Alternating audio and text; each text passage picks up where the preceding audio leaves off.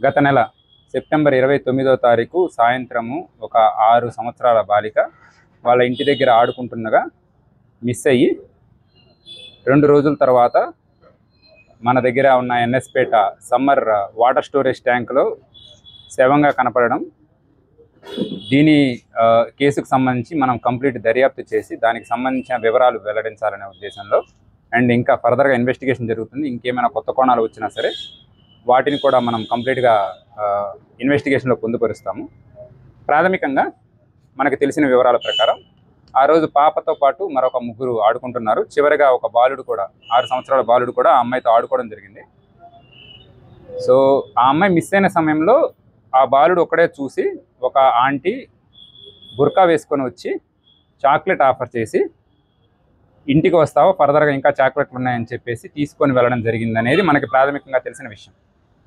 So మనం విచారణ చేసేటప్పుడు పాపకు బాగా తెలిసిన వాళ్ళు మాత్రమే ఇది చేసుంటారని, నెక్స్ట్ ఎవరైనా సరే ఫ్యామిలీతో ఆ ఫ్యామిలీకి సంబంధించి ఎవరికైనా సరే బాగా కోపం ఉండి ఇవేమన్నా చేసుంటారనే ఉద్దేశంతో కూడా మనం ఆలోచించడం జరిగింది. దీనిలో భాగంగా పాప మిస్ అయిన దగ్గర నుంచి మనము 12 టీములుగా డివైడ్ అయ్యి ఎంక్వైరీ చేస్తూనే ఉన్నాము. బట్ దురదృష్టవశాత్తు పాప ఆ రోజే, అంటే మనకు తెలిసిన దాని ప్రకారం ఏ రోజైతే మిస్ అయిందో ఆ రోజే సమ్మర్ వాటర్ స్టోరేజ్లో మునిగి చనిపోవడం జరుగుతుందని, పోస్ట్ మార్టం టైంకి అప్పటికి సుమారుగా 3 రోజులు జరిగి ఉండొచ్చని మనకి ప్రాథమికంగా పోస్ట్ మార్టం రిపోర్ట్ ద్వారా వచ్చింది. అలానే పోస్ట్ మార్టం రిపోర్ట్లో ఉన్న మరికొన్ని ఫైండింగ్స్, పాప శరీరం మీద ఎటువంటి గాయము లేదు. వాళ్ళ రిలేటివ్స్ కూడా కొంతమంది రావడం జరిగింది. వాళ్ళ సమక్షంలో 4 డాక్టర్లు నిశితంగా పరిశీలించి ఒక వీడియోగ్రఫీ కూడా చేసుకొని జాయింట్ కలెక్టర్ గారు నేను కూడా పరిశీలించడం జరిగింది. పాప ఒంటి మీద ఎటువంటి చిన్న గాయం కూడా లేదు. సెక్సువల్ అసాల్ట్ జరగడానికి కూడా స్కోప్ లేదు, ఎటువంటిది జరగలేదు. పాప వేసుకున్న డ్రెస్ యాజ్ ఇట్ ఈజ్గా ఉంది. చిన్న టార్న్ అంటే చిన్న చీలిక కానీ ఏమన్నా చిరగడం కానీ అటువంటివి కూడా ఏమీ లేవు.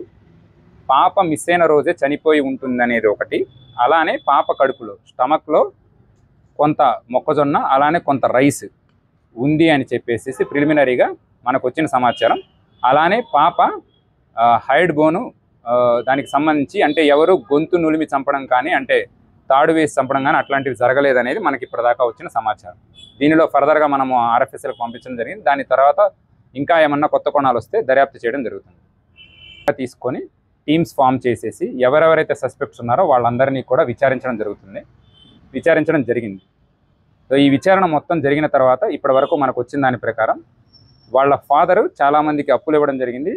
వాళ్ళ ఫాదర్ బేసిక్గా ఫైనాన్స్ బిజినెస్ చేస్తుంటారు. రీసెంట్గా ఒక ఇల్లు కట్టుకోవడానికి కూడా తను కొంత అప్పులు చేయడం జరిగింది.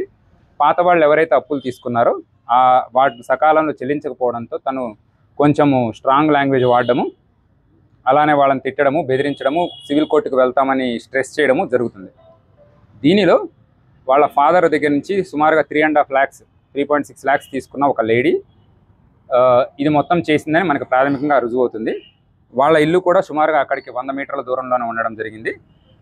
ఆ రోజు జరిగిన మనకి నివేదిక ప్రకారం 7 గంటల నుంచి 7:30 మధ్యలో ఈ ఇద్దరు ఆడుకుంటున్నప్పుడు బుర్కా వేసుకొని ఆ లేడీ వచ్చి ఈ పాపతో మాట్లాడి ఆవిడతో పాటు తీసుకొని మరొక కుర్రాడు, అతను మైనర్ 17 years, ఆ లేడీకి రిలేటివ్ అవుతాడు.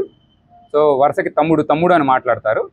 సో ఆ బాబుతో పాటు తీసుకొని వాళ్ళ అమ్మగారిల్లు, అక్కడి నుంచి 1.5 kilometers డిస్టెన్స్ ఉంటుంది, వాళ్ళ అమ్మగారింటికి తీసుకెళ్ళడం జరిగింది. ఈ కుర్రవాడు బయటే ఉన్నాడు చాలాసేపు. వాళ్ళు లోపల ఆ పాపతో చాలాసేపు మాట్లాడడం, పాపకి ఫుడ్ కూడా పెట్టడం జరిగింది.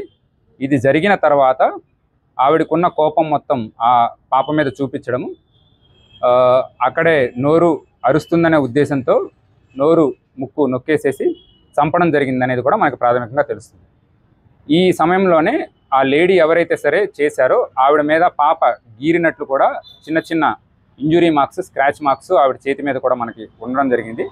అలానే ఎవరైతే ఈ మైనర్ బాలుడు తనతో పాటు ఉన్నాడో తను బయట వెయిట్ చేయడం జరుగుతుంది.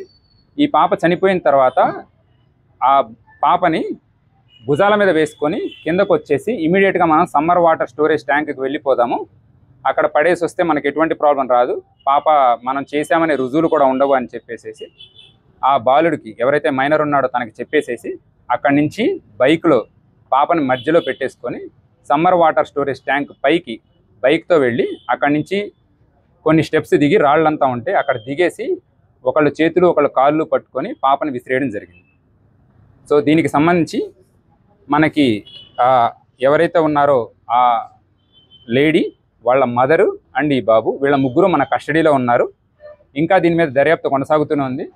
ఇందులో ఎవరైతే ఈ మైనర్ ఉన్నాడో తను కంప్లీట్గా కన్ఫెస్ చేయడం జరిగింది. అండ్ దీంతో పాటు దానికి సంబంధించిన వీడియో ఆధారాలు కూడా మేము సేకరించాము.